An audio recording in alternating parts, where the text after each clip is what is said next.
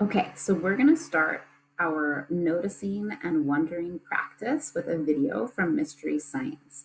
And this video starts with a student asking a question about animals in the Arctic. Let's take a watch. Hi, Doug. Hi, Zahar. I have a question for you. How do polar animals survive the cold? Ooh, that's a great question.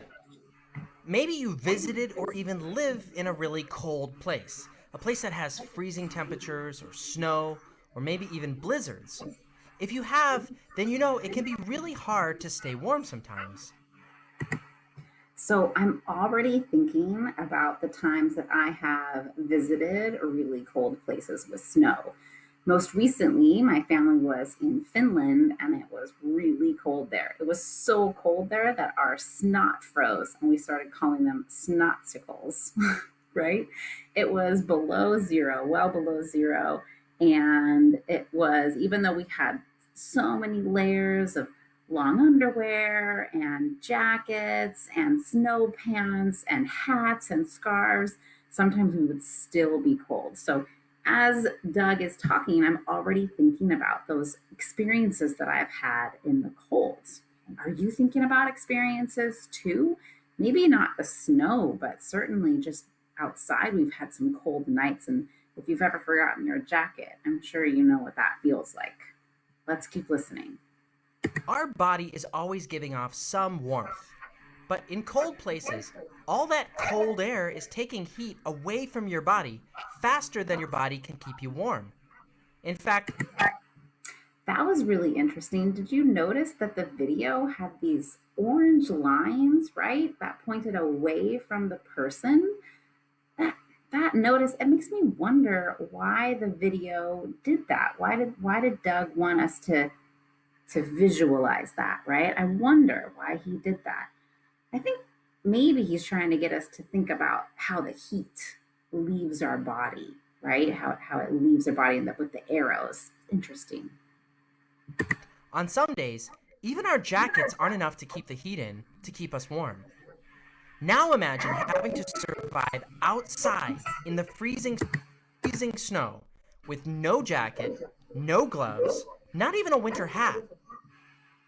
Well, for the Oh my gosh. Can you imagine being in the snow without any snow gear, no hat, no scarf, no jacket? That would be crazy. As he's thinking about that, I can almost feel how cold I'm getting.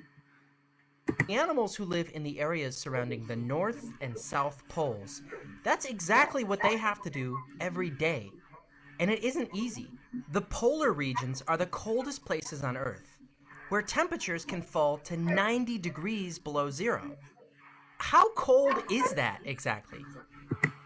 That's funny that Doug asked that question because I was thinking the same thing.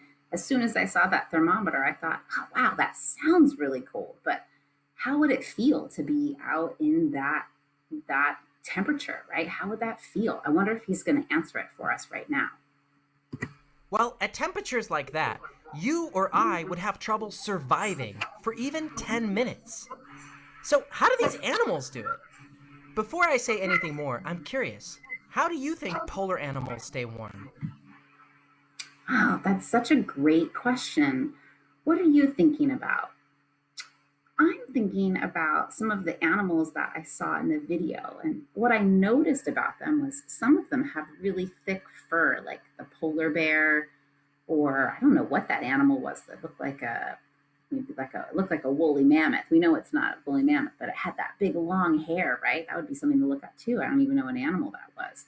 But then I also think about that looked like a seal or a sea leopard that we saw in the last frame there. They don't have any fur at all. So now I'm wondering how they stay warm, right?